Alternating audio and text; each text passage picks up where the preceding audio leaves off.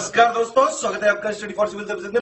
यदि study for civil services के छात्र हैं तो ये वाला टेलीग्राम जरूर ज्वाइन करके रखिए। यूट्यूब चैनल में हमारे साथ है तो भी ये वाला टेलीग्राम ज्वाइन करना बहुत ज्यादा जरूरी है। सारे नोटिफिकेशन, सारे अपडेट, सारे मोस्ट इंपोर्टेंट पिक्स, सारा रिवीजन सब कुछ यहाँ पे बताया जाता है। देखिए, इस फ्री जो इनिशिएटिव की पीडीएफ आपको सिर्फ पेड ग्रुप में मिल सकती है। हमारा पेड ग्रुप भी चल रहा है इस फ्री इनिशिएटिव के साथ साथ। वीडियो हमारे फ्री थे, फ्री है, फ्री रहेंगे हमेशा। लेकिन इसके साथ साथ हमारा पेड ग्रुप भी चल रहा है जहां पे आपको कंप्लीट स्टडी मटेरियल मिलेगा, कंप्लीट आपको आंसर राइटिंग जो है करवाई जाएगी, कंप्लीट फीडबैक दिया जाएगा, कैसे क्वेश्चन को समझना है, किस तरह के क्वेश्चन में क्या आंसर लिखना है, पॉइंट टू पॉइंट एक एक चीज बताएंगे आपके साथ हमारे एक्सपर्ट, और कंप्लीट आपको पर्सनल गाइडेंस भी दिया जाएगा। ज्यादा जानकारी के लिए 8564880530 या 9696066089 पे कॉल या व्हाट्सएप कर सकते हैं, या फिर मुझे डायरेक्टली व्हाट्सएप कर सकते हैं 7838692618 पे।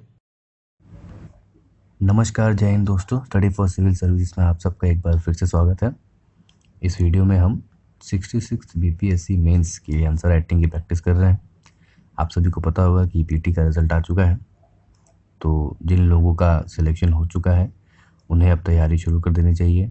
इनके मॉडल आंसर्स को देखें, इस पर अपना आंसर लिखना शुरू करें और ऐड करें, अपने आंसर राइटिंग को और सुधारें, पिछले वीडियोज़ को देखें और हमारे पेड ग्रुप को ज्वाइन करें ताकि और ज़्यादा डेली इफेक्टिव आंसर सीरीज़ आपको लिखने को मिल सके। तो चलिए शुरू करते हैं। स्टडी फॉर सिविल सर्विसेज आपके लिए लेकर आया है UPSC, BPSC, UPPCS, UP triple SC और ईपीएफओ के लिए शानदार कोर्सेस, जिसके मेंस, प्रीलिम्स, ऑप्शनल के लिए हम आंसर राइटिंग और इवैल्यूएशन टेस्ट सीरीज चला रहे हैं। अधिक जानकारी के लिए आप हम मेन नंबर्स पर कॉल कर सकते हैं।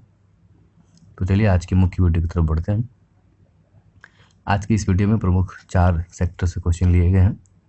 पहला सेक्शन मॉडर्न इंडिया, जो 1857 रिवोल्ट यानी बीपीएससी का ये फेवरेट एरिया है। हर ईयर ऑल्टरनेट करके इससे क्वेश्चन पूछे ही जाते हैं।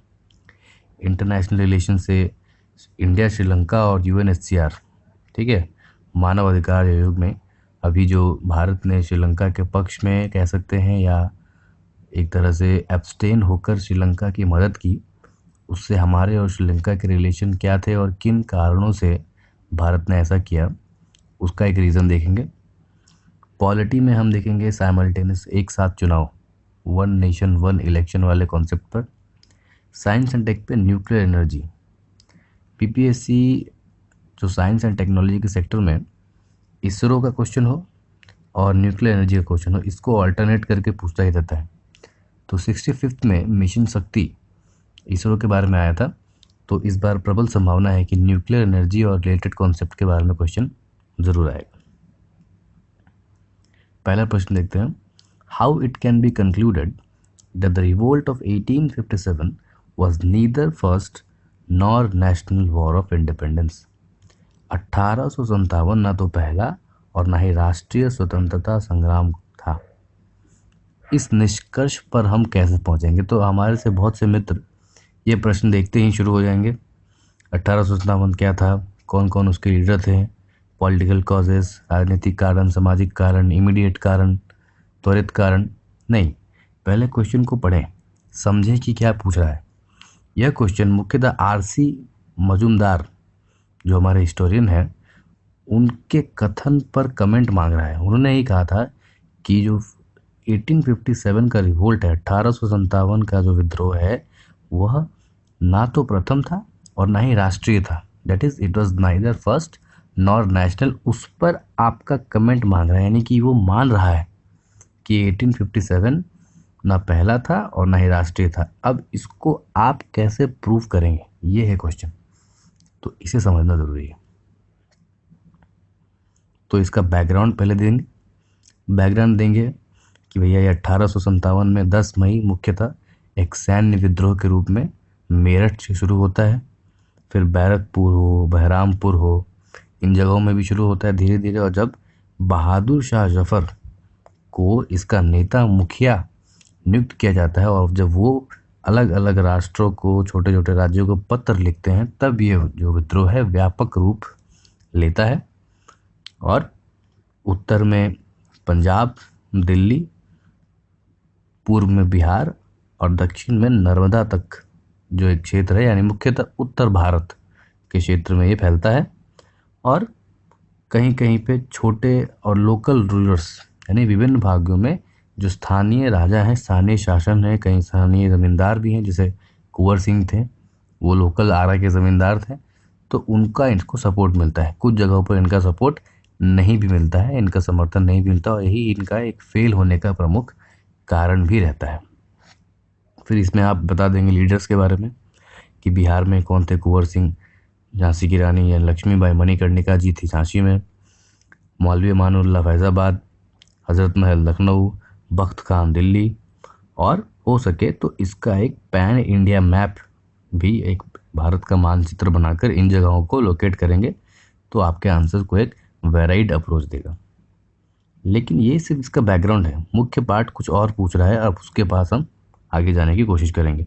तो अंत में होता क्या है, तो कंपनी एडमिनिस्ट्रेशन बदलकर ब्रिटिश क्राउन, अंग्रेजी ताज यानी कि क्वीन का शासन भारत में होता है। तो ईस्ट इंडिया कंपनी से हटकर, जो पहले भारत में 1857 से पहले ईस्ट इंडिया कंपनी का राज रहता है, वो कंपनी का राज हटकर सीधा सीधा ब्रिटिश सरकार यानी ब्रिटिश क्राउन, ताज के शासन के अंदर भारत आ जाता है। अब देखेंगे कि क्यों। जो हमारा क्वेश्चन था कि ना तो पहला और ना ही राष्ट्रीय, तो पहला क्यों नहीं था ये, तो आप अपने बात को प्रूव करने के लिए पॉइंट्स देंगे। तो पहला इसलिए नहीं था क्योंकि इससे पूर्व और भी घटनाएं छोटी छोटी अलग अलग जगहों पर विद्रोह हो सके थे, जैसे कि पैक रिवेलियन, ठीक है, पैक विद्रोह जो उड़ीसा में बख्शी जगबंधु के नेतृत्व में हुआ था, और हाल ही में इस मोदी सरकार ने 2017 या 18 में, क्लियर है 2017 या 18 के बीच में एक जजमेंट आया था, एक उन्होंने ऑर्डर पास किया था, उस पैक जो विद्रोह है, पैक विद्रोह, उसको प्रथम राष्ट्रीय विद्रोह माना है। तो ये तो वैसे भी नहीं रहा। उससे पहले 1764 में बंगाल में एक विद्रोह हो चुका था, वेल्लोर में एक विद्रोह हो चुका है, शोलापुर में हो, असम में हो, संथाल, मुंडा, ये सब भी विद्रोह हो चुके हैं। सन्यासी विद्रोह, पागलपंथी विद्रोह, गायकवाड़, भील, सूरत में नमक विद्रोह, तो उत्तर, दक्षिण, पूर्व, पश्चिम, इन सब जगहों पर विद्रोह हो चुका है इससे पहले भी, तो इसीलिए ये पहला विद्रोह तो नहीं था। तो यह अपना कारण आप स्पष्ट करेंगे। आप बताएंगे कि ये राष्ट्रीय क्यों नहीं था। तो राष्ट्रीय इसलिए नहीं था कि जब औरंगजेब की मृत्यु होती है 1707 में, उसके बाद से पैन इंडिया यानी कि अखिल भारतीय कोई राजवंश नहीं रहता, एक सत्ता नहीं रहती, भारत अलग अलग टुकड़ों में बट जाता है। मुगल अम्पायर जो होता है, मुगल साम्राज्य अपने वीक शासकों में के द्वारा राज किया जाता है, और जो कंप्लीट कॉमननेस और यूनिटी होती है वो हट जाती है। तो मुगल साम्राज्य बिखरने की वजह से एक संपूर्ण अखिल भारतीय साम्राज्य जैसा कुछ रहता नहीं। तो जब अखिल भारतीय साम्राज्य नहीं है तो अखिल भारतीय राष्ट्रीयता कहाँ से होगी, ठीक है। उससे भी पहले जो आज का मॉडर्न नेशन स्टेट कॉन्सेप्ट, जिसे राष्ट्र राज्य कॉन्सेप्ट कहते हैं, वो उस वक्त नहीं था। दूसरा कि लोग जो है वो छोटे छोटे राज्यों में बटे थे और उनकी राष्ट्रीयता या उनकी भक्ति जो है वो अपने छोटे छोटे देशों या जमींदार या लोकल स्थानीय राजाओं के प्रति थी। पैन इंडिया जिसे कहते हैं ना, आपस में जो नेशनलिटी जैसे भारत का कोई कॉन्सेप्ट उस वक्त नहीं था, ठीक है। खास करके 1857 या 18वीं 19वीं सदी के आसपास इस तरह का संपूर्ण भारत का कोई कॉन्सेप्ट नहीं था, तो ये नेशनल भी नहीं हुआ। और ये जो रिवोल्ट है, ये जो संग्राम है, ये मुख्यतः सिपाहियों और उच्च वर्गों द्वारा नेतृत्व किया गया था। तो कॉमन लोग, आम व्यक्ति हो, किसान हो, इन सब लोगों ने इनमें समर्थन नहीं दिया था। इनके लिए ये विद्रोह मात्र एक राज्य विद्रोह था और सैन्य विद्रोह था। जो अपर क्लास के लोग जिनकी ज़मीन छीन गई थी, या स्थानीय राजा जिनका राजपाट चला गया था, या सिपाही जिनके साथ भेदभाव हो रहा था, इन तीन वर्गों ने ही मुख्यतः इसमें भाग लिया था और इनमें विद्रोह किया था। तो यह पैन इंडिया नहीं हुआ, नेशनल नहीं हुआ। नेशनल होने का यानी राष्ट्रीय होने का वजह क्या होनी चाहिए कि पूरा राष्ट्र उसको एक साथ समर्थन करे, राष्ट्र के हर वर्ग का समर्थन मिले, लेकिन ऐसा नहीं था। उसके अलावा अलग अलग छोटे छोटे राज्य जो थे वो कंपनी के साथ, कंपनी के समर्थन में भी थे, जैसे कि सिंधिया, ठीक है, जिन्होंने तात्या तोपे को पकड़ा दिया, झांसी की रानी की मदद नहीं की, कुंवर सिंह की भी मदद नहीं की। तो इस तरह से बहुत से पंजाब, जो पंजाबी सैनिक थे वो अंग्रेज़ों के खिलाफ, अंग्रेज़ों की तरफ से लड़ रहे थे इस विद्रोह में। तो इस तरह से बहुत से राज्यों ने, छोटे छोटे राज्यों ने भारत का समर्थन नहीं किया। ये पैन इंडिया इस 1857 का समर्थन नहीं किया।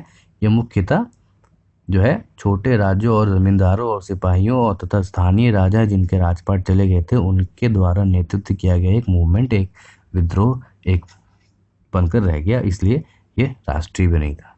तो ये होगा आपका पूरा कंप्लीट आंसर कि ना तो ये पहला था क्योंकि इससे पहले बहुत से विद्रोह हुए थे, और ना ही ये राष्ट्रीय था क्योंकि इसमें राष्ट्रीय का था भाव, यानी कि उस समय राष्ट्रीयता का भाव नहीं था और हर वर्ग में इसका समर्थन नहीं था, इसी वजह से ये राष्ट्रीय नहीं था। तो ना ये राष्ट्रीय था और ना ही पहला था। ये जो हमारे हिस्टोरियन थे, इतिहासकार आरसी मजूमदार ने ये बात कही थी। अब बढ़ते हैं दूसरे प्रश्न की तरफ।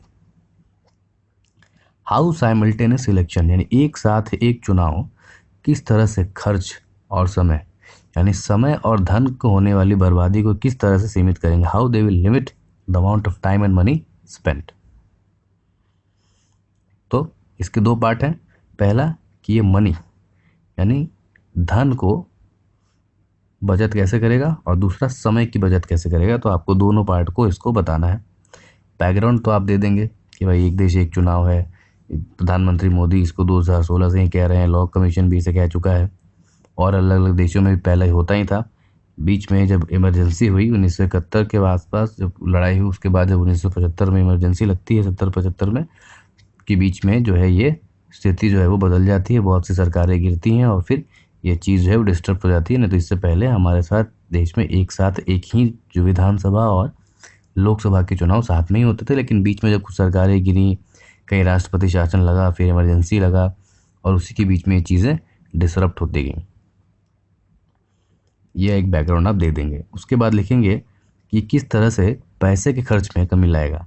तो अब भाई बार बार जब चुनाव नहीं करने होंगे, एक ही बार चुनाव करना होगा, जाहिर सी बात है जो रसद है, संसाधन है, व्यवस्थाओं में जो खर्च होती है, लॉजिस्टिक मैनेजमेंट, ठीक है, सेना का घूमना, सिक्योरिटी फोर्सेस का घूमना, मशीनों को लाना ले जाना, उनके लिए अफसर को लाना ले जाना, रहना खाना उनकी व्यवस्था कराना है, इन सब चीज़ों के खर्चे बचेंगे। तो यहाँ से खर्च कम होगा। चुनाव के दौरान जो उम्मीदवार अलग अलग रूप से पैसे खर्च करते हैं, प्रत्यक्ष रूप से भी और अप्रत्यक्ष रूप से भी, जो ब्लैक मनी का खर्चा होता है, ठीक है, cash for vote, vote for cash, इस तरह की चीज़ें हर चुनाव में होती। तो जब चुनाव एक बार होगा तो इसको मॉनिटर करना आसान होगा, और बार बार ये चीज़ नहीं होगी तो जाहिर सी बात है उस पर भी लगाम लगेगा, और एक बार मॉनिटर करना, कंट्रोल करना ज़्यादा ईजी होगा, ज़्यादा आसान होगा इन कंपैरिजन कि बार बार इसी चीज़ को मॉनिटर और कंट्रोल करना। Big economic relief on the exchequer, यानी चुनाव कराने में अपने आप में भी खर्चा आते हैं। तो आप इसको एडीआर की report, association for democratic rights, एक एनजीओ है जो इलेक्शंस को मॉनिटर करती है, तो उसकी रिपोर्ट का आप हवाला देते हुए कह सकते हैं कि 2019 का जो चुनाव हुआ था उसमें कुल 58,000, यानी 2019 में जो जनरल आम चुनाव हुए थे उनमें 58,000 करोड़ रुपए की खर्च आई थी। यह एडीआर कहता है, यानी इलेक्शन कमीशन का हो या लोगों का हो, ठीक है, प्राइवेट मेंबर्स का हो, अलग अलग पार्टीज को मिलाकर टोटल जो खर्च हुआ वो 58,000 करोड़ रुपए का था। ये एडीआर की रिपोर्ट कहती है। सोचिए, ये जो 1998 में जो चुनाव हुए थे उससे 6 गुना अधिक है। इसके साथ साथ ये अमेरिकी राष्ट्रपति चुनावों से भी ज़्यादा है, यानी कि जो दुनिया की सबसे बड़ी अर्थव्यवस्था है उसमें चुनाव होते हैं, उससे ज़्यादा खर्च भारत में हो रहा है। तो इस तरह से हमारे एक्सचेकर में, यानी कि राष्ट्रीय राजस्व में इससे नुकसान हो रहा है, और एक बार जब चुनाव होंगे तो जाहिर सी बात है इसमें कमी आएगी, और इसीलिए इससे धन की बचत होगी। ठीक है, increase the estimate cost of the model conduct. जब मॉडल कोड ऑफ कंडक्ट आचार संहिता लागू हो जाती है, आपको पता है चुनाव की घोषणा के साथ ही आर्टिकल 324 लागू हो जाता है, इलेक्शन कमीशन का हाथ में सत्ता चली जाती है, और फिर मॉडल कोड ऑफ कंडक्ट यानी कि आचार संहिता लागू हो जाती है। और उस आचार संहिता लागू होने के बाद जो सरकारें हैं वह कोई नई स्कीम, नए प्रोजेक्ट, नए डिसीजन नहीं ले सकती हैं। पुराने प्रोजेक्ट भी जो चल रहे हैं वो इस तरह से यूज़ नहीं किए जा सकते हैं जो सरकार को मदद करे, सरकार को वोटिंग में मदद करे। तो इस तरह से बहुत सी चीज़ें अटक जाती हैं, बहुत से प्रोजेक्ट जिनका डीपीआर जो सैंक्शन हो जाते हैं वो अटक जाते हैं, उनमें समय ज़्यादा लगता है। अब जाहिर सी बात है किसी इंफ्रास्ट्रक्चर प्रोजेक्ट में जब समय ज़्यादा लगेगा तो चीज़ों के दाम बढ़ेंगे, ठीक है, सीमेंट हुआ, स्टील हुआ, इन सब चीज़ों के दाम बढ़ेंगे, और दाम बढ़ेंगे तो फाइनली क्या होगा, उस प्रोजेक्ट का जो एस्टिमेटेड कॉस्ट है वो बढ़ जाएगा। तो ये किस पर नुकसान हो रहा था, भारत के लोगों का, भारत के एक्सचेकर का।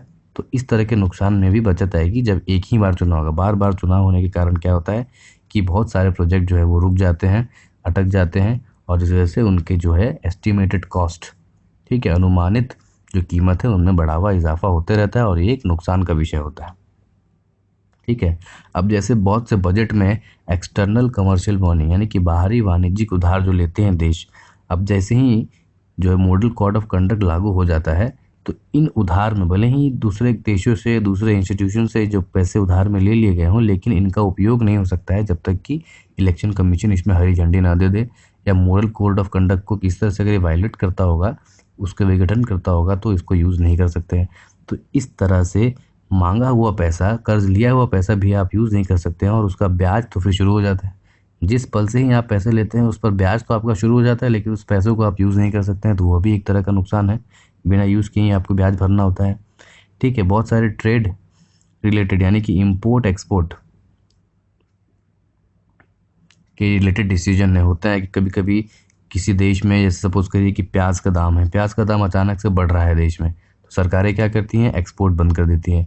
या इसका उल्टा अचानक से घट रहा है तो क्या करती हैं, इंपोर्ट को बैन कर देती हैं। तो इस तरह के जो स्ट्रैटेजिक डिसीजन है वो मोरल कोड ऑफ कंडक्ट जब लागू होता है तब नहीं लिया जा सकता, और इस वजह से ये एक नुकसानदायक कदम होता है। एक्सटर्नल मार्केट में, इंटरनेशनल मार्केट में हमारा नुकसान कर सकता है। तो इन सारी चीज़ों की वजह से जो है भारतीय धन, इंडियन एक्सचेकर पर नुकसान पड़ रहा है। तो इस तरह से जब एक बार ही चुनाव होंगे तो अलग अलग समय पर इन सारी चीज़ों पर रोक नहीं लगेगी और इन सब से बचत होगी। तो ये होगा कि कैसे खर्च को ये सीमित करता है, कैसे पैसे की ये बचाव करता है। अब देखेंगे समय को कैसे बचाता है। तो how significance on the stimulus on the election, that is time spent, more effective and concentrated governance. जाहिर सी बात है, चुनाव कराने के लिए क्या होता है, चुनावी मशीनरी लगती है। आपको पता है इलेक्शन कमीशन की कोई अपनी मशीनरी तो होती नहीं है, उनके कोई अपने ऑफिसर होते नहीं है। वो राज्य और केंद्र के अफसर को ही डेपुटेशन पर लेते हैं, उनसे काम कराते हैं।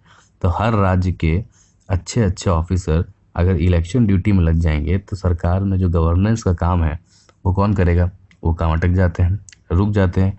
और किसी भी सरकार का, राज्य सरकार हो या केंद्र सरकार हो, उनका मुख्य विषय क्या होता है, गवर्नेंस प्रोवाइड करना, सर्विस प्रोवाइड करना।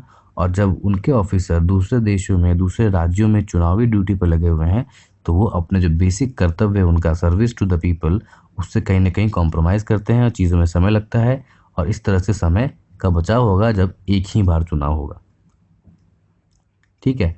खास करके जो टीचर्स होते हैं, आप देखते होंगे इलेक्शन ड्यूटी पर जाते हैं तो उनका कोर्स रह गया, एकेडमिक्स रह गया, कॉलेज में समय बैठ जाता है, एग्ज़ाम की डेट्स आगे पीछे होती हैं, समय उसमें ज़्यादा लगता है। तो इस तरह से और ज़्यादा रिसर्च एंड डेवलपमेंट पे जो टीचर्स को काम करना चाहिए वो नहीं कर पाते हैं, वो इलेक्शन ड्यूटी में लगे रहते हैं और इस तरह से समय की बर्बादी होती है। लेकिन जब एक बार चुनाव होंगे तो इन सब चीज़ों में रोक लगेगी।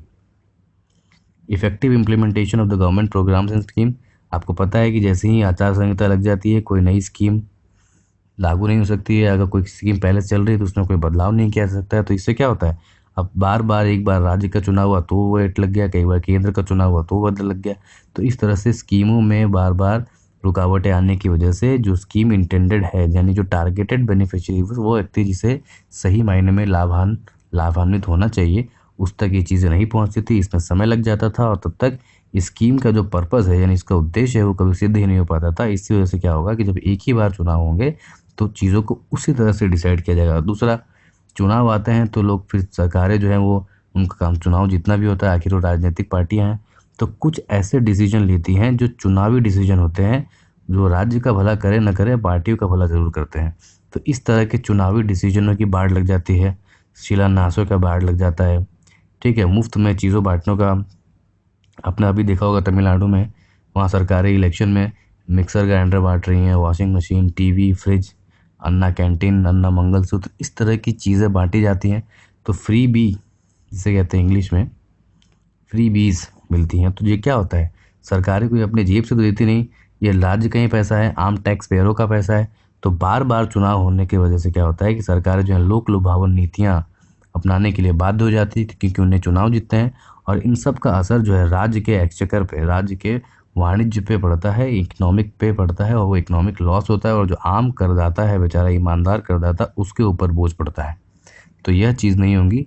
और अगर एक ही बार चुनाव होगा तो यह एक ही बार होगा। और सरकारें जो अपना काम, उनका मुख्य काम क्या होता है, गवर्नेंस प्रोवाइड करना, सर्विस प्रोवाइड करना, सेवा देना। तो उन सेवा पे, यानी मिनिमम, मैक्सिमम गवर्नेंस और मिनिमम गवर्नमेंट का जो कॉन्सेप्ट है हमारे प्रधानमंत्री जी का, उस पर वो आगे बढ़ेंगे। तो इस तरह से समय की बचत होगी और उससे पहले हम देखा किस तरह से धन की बचत होगी। तो यह आपका एक कंप्लीट आंसर होगा। तीसरा प्रश्न देखते हैं कि how is energy generated through nuclear, यानी कि परमाणु स्रोतों से जो ऊर्जा जनरेट होती है वह पारंपरिक यानी कन्वेंशनल सोर्सेस से ऊर्जा जनरेट होने वाले से किस तरह से बेहतर है, और भारत में यह ऊर्जा संयंत्र यानी मेजर न्यूक्लियर प्लांट्स कहाँ कहाँ पर है, इसको आपको बताना है। बड़ा सिंपल सा क्वेश्चन है, यानी कि आपको यह कंपेयर करके बताना है कि न्यूक्लियर एनर्जी जो है वो दूसरे कन्वेंशनल एनर्जी से क्यों बेहतर है। तो इसका बैकग्राउंड दे देंगे कि भाई न्यूक्लियर एनर्जी होती क्या है। न्यूक्लियर एनर्जी कहाँ से निकलती है, तो न्यूक्लियर रिएक्शन से निकलती है, और जो दो प्रकार के होते हैं विखंडन और संलयन, it is fission and fusion. ठीक है, और वो कहाँ होती है, तो जो highly atomic unstable atomic particle होते हैं जैसे कि यूरेनियम, थोरियम, प्लूटोनियम, इनके न्यूक्लियस, आपको पता है हर वस्तु एक एटम से बनती है। एटम का स्ट्रक्चर इस तरह का होता है, बीच में होता है न्यूक्लियस, न्यूक्लियस में होता है न्यूट्रॉन और प्रोटॉन, उसके बगल में होते हैं इलेक्ट्रॉन जो उसके चारों तरफ घूमते हैं। तो ये जो न्यूट्रॉन है वह न्यूट्रॉन किसी दूसरे न्यूट्रॉन के साथ जब रिएक्ट करता है तो वो एनर्जी रिलीज करता है या तो एक्सेप्ट करता है। अगर एक न्यूट्रॉन से अलग अलग न्यूट्रॉन बनेंगे तो फिशन हो जाएगा, और 2-3 न्यूट्रॉन्स मिलाकर एक न्यूट्रॉन बनेंगे तो वो फ्यूजन हो जाएगा, और इसी बीच में एनर्जी घटती बढ़ती है। जो आइंस्टाइन का फॉर्मूला है E=mc², यानी कि जैसे ही मास में किसी व्यक्ति के मास में जैसे ही बदलाव आता है तो वो बदलाव c² यानी कि वेलोसिटी ऑफ लाइट एनर्जी के फॉर्म में रिलीज होगा या तो एक्सेप्ट होगा। यह कॉन्सेप्ट लेकर न्यूक्लियर एनर्जी का कॉन्सेप्ट है फिजन और फ्यूजन। तो ये मुख्यतः किन में हो सकता है, तो ये यूरेनियम, थोरियम और प्लूटोनियम जैसे मेटल्स पर किया जा सकता है। ठीक है, इन्हें करने के लिए क्या चाहिए, अच्छी पृथक और नियंत्रित प्रणाली यानी कि कंट्रोल्ड एंड आइसोलेटेड सिस्टम में हो सकता है। ये लीक नहीं होना चाहिए, वह काफ़ी रेडियो एक्टिव होता है, ये हार्मफुल हो जाता है। लेकिन अगर एक आइसोलेटेड सिस्टम हम बनाते हैं जहाँ बाहर की चीज़ों का ना इसमें आना हो ना ही अंदर की चीज़ बाहर जा सके, कंप्लीट आइसोलेशन में रहें, तो इस एनर्जी को चैनलाइज करके अपने काम के लिए यूज़ किया जा सकता है। ये काफ़ी लाभकारी होती है। कैसी होती है वो बताएंगे, लेकिन ये बैकग्राउंड देने के बाद आप एक दो न्यूक्लियर रिएक्शंस और डायग्राम बना सकते हैं जैसे हमने बताया। ठीक है, तो ये न्यूक्लियर फिशन हो गया। एक न्यूट्रॉन जो U-35 है, यूरेनियम 235, उसका एटॉमिक मास है 235, उस पर एक न्यूट्रॉन को जब बम्बार्ड करते हैं तो उसको एक्साइट कर देता है और उससे फिर अलग अलग न्यूट्रॉन्स निकलते हैं। 2 अलग अलग एलिमेंट के न्यूट्रॉन्स निकलते हैं और 3 विशेष न्यूट्रॉन्स। तो ये हुआ फिजन।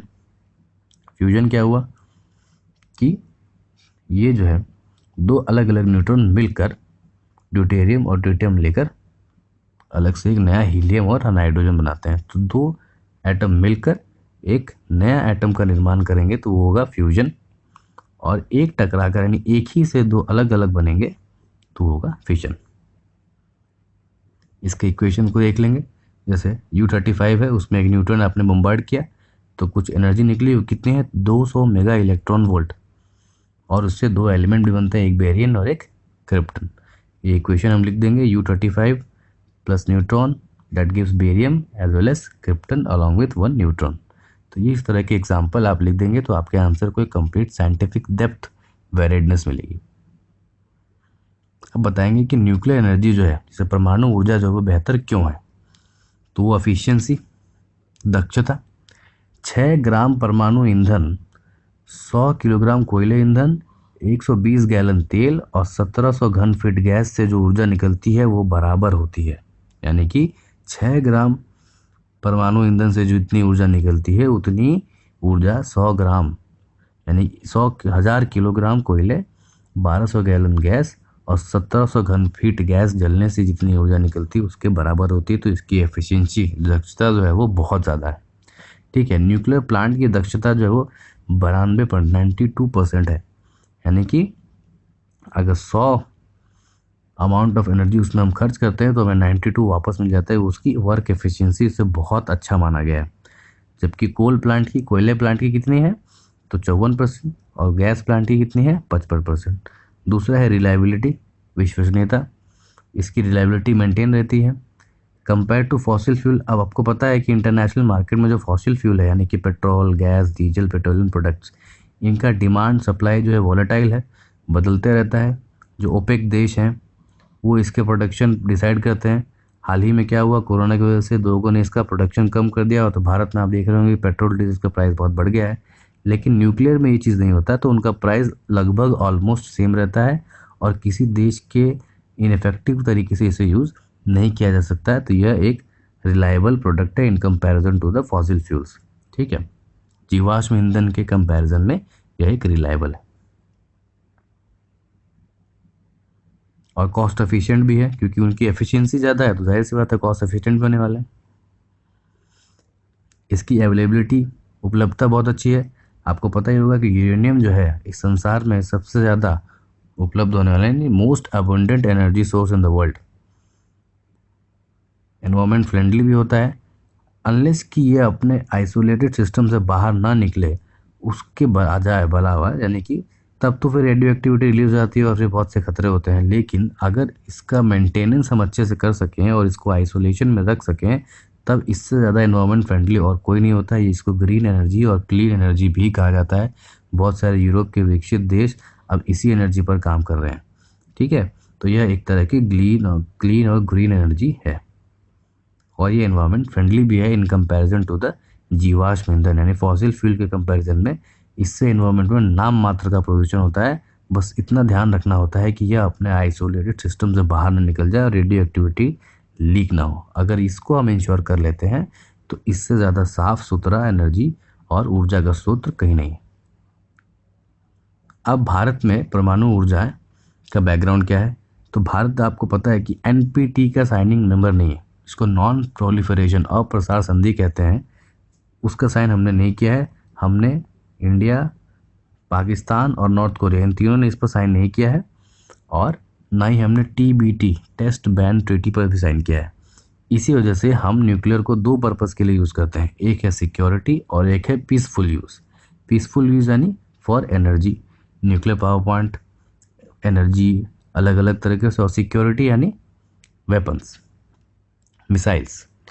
तो भारत में जितनी एनर्जी यूज़ होती है, प्रोडक्शन होती है, उसका कुल 1.9% ही हम न्यूक्लियर यानी परमाणु एनर्जी से निकालते हैं, जो कि बहुत कम है, लेकिन हमें उससे बढ़ाने की ज़रूरत है, जिसे टोटल 6780 यानी 6780 मेगावाट ही न्यूक्लियर एनर्जी हमारे भारत में प्रोड्यूस होती है। जबकि हमारे पास जो इंस्टॉल्ड कैपेसिटी है, जो संस्थापित क्षमता है, वो 2 लाख मेगावाट की है और अभी हम कितना पे निकाल पा रहे हैं, तो 6780, यानी इसमें बहुत कार्य करने की आवश्यकता है। आज भारत में 7 मेजर न्यूक्लियर प्लांट्स है और 22 जो है वो ऑपरेशनल यूनिट्स है। कहाँ कहाँ पर है वो देख लेते हैं। तो ये मैप के द्वारा आप इसे बता सकते हैं। नरोड़ा में है, राजस्थान में है, काकरापार, तारापुर गुजरात, महाराष्ट्र, जैतापुर, कैगा, कुंडनकुलम ये रशिया की मदद से है, कोविडा, कईगा, मद्रास, इन सारी जगहों पे जो है वो एग्जिस्टिंग है ब्लू वाले डॉट्स, और रेड वाले जो वो प्लांट है, वो बनने वाला है मीठी वर्दी पे। तो इस तरह से आप अपने आंसर को एक कंप्लीट ज्योग्राफिकल लोकेशन भी बता सकते हैं। अब बढ़ते हैं तीसरे प्रश्न की ओर। रिसेंटली द यूएनएचसीआर यानी कि मानव अधिकार संगठन ने श्रीलंका के अगेंस्ट एक रेजोल्यूशन पास किया है, श्रीलंका के खिलाफ एक प्रस्ताव पारित किया है और भारत ने उसका क्या स्टैंड है वो बताना है, और जो स्टैंड है उसके पीछे हमारा कारण क्या है। तो चलिए देख लेते हैं कि बैकग्राउंड देख लेंगे।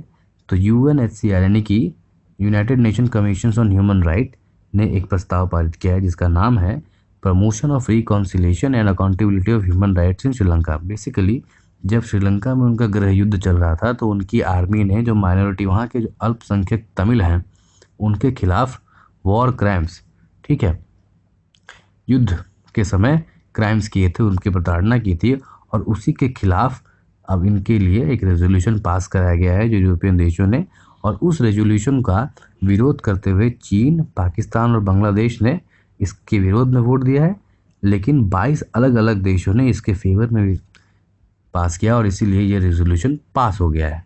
अब इसकी जांच होगी और यूएनएचसीआर ये जांच करेगा कि वाकई में क्या श्रीलंकन आर्मी यानी श्रीलंकाई सेना के लोगों ने जो वहाँ रह रहे माइनॉरिटी अल्पसंख्यक और तमिल पर अत्याचार किए थे या नहीं किए थे। अगर किए थे तो फिर उनके लिए सज़ा रिकमेंड करेगा। अब तो भारत का इसमें क्या स्टैंड रहा है वो हम देख लेंगे।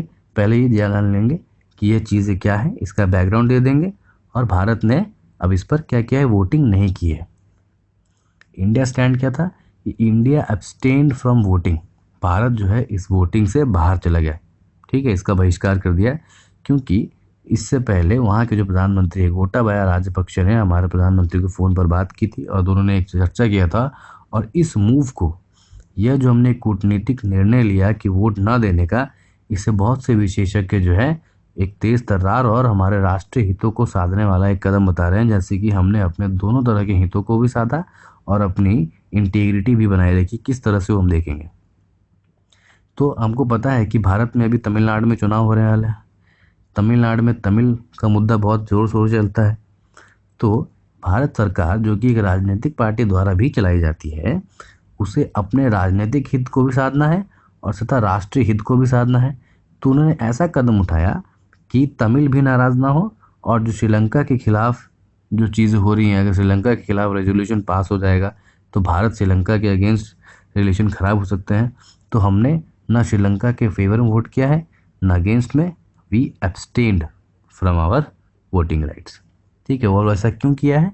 क्योंकि there is a tight rope politics. स्थानीय राजनीति बनाम श्रीलंका सरकार के संबंध के बीच में एक टाइट रोप पॉलिटिक्स चल रही है। उसको देखते हुए जो भारत की सरकार, उसने अपने घरेलू राजनीति तथा अंतर्राष्ट्रीय नीति दोनों को बनाए रखने के लिए, बैलेंस बनाए रखने के लिए यह निर्णय लिया है।